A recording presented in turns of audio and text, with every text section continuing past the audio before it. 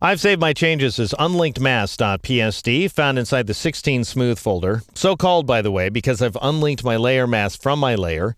I've set up two independent windows into the same image. In one window, I'm seeing the RGB composite view. In the other window, I'm seeing the contents of the layer mask. In this exercise, we're going to further quelch the noise inside the shadow region using a filter that's very closely related to the median filter, the one that we saw in the previous exercise. And to get to it, go to the filter menu, choose noise, and then choose this guy right there, dust and scratches.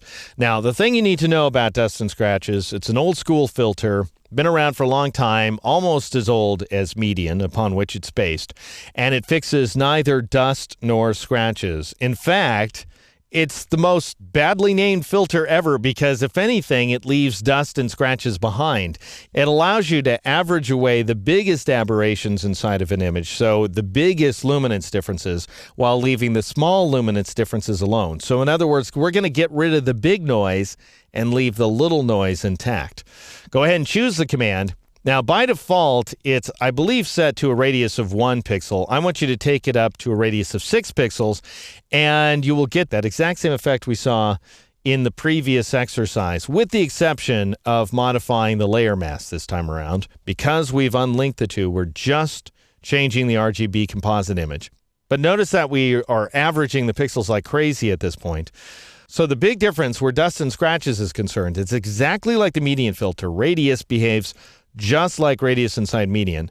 And as long as you have threshold set to 0, you get the exact same effect. But you do have this threshold option, and it works the opposite of the way the threshold option inside the Unsharp Mask dialog box works, if you remember that from the previous chapter. In this case, if I raise, let's say, this value to 6 levels, I'm saying if two neighboring pixels are less than 6 luminance levels different from each other, then don't change them.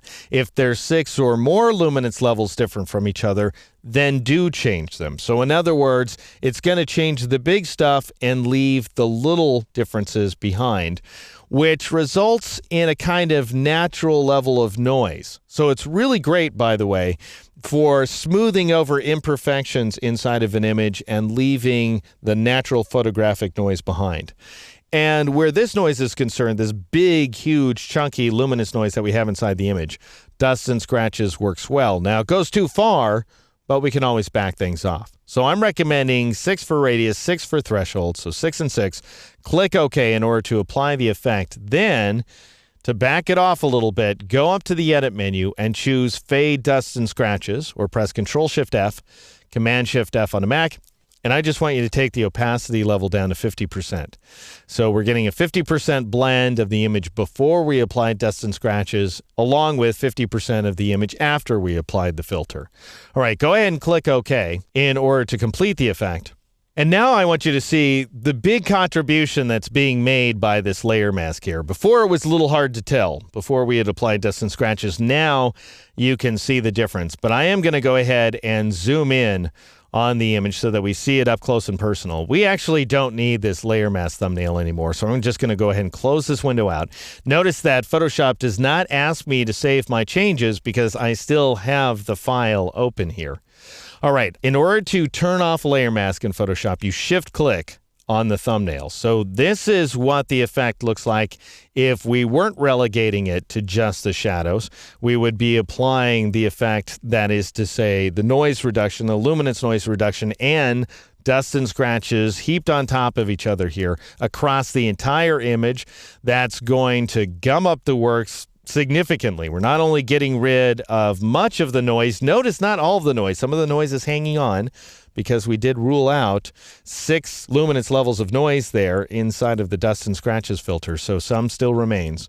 However, we've done quite the number on the actual details inside the butterfly's face. It looks like he has a soft serve ice cream cone mounted to the front of his face, whereas if you shift-click on the layer mask thumbnail once again, in order to reapply that layer mask, then we have something more closely resembling white bug fur, or whatever that is.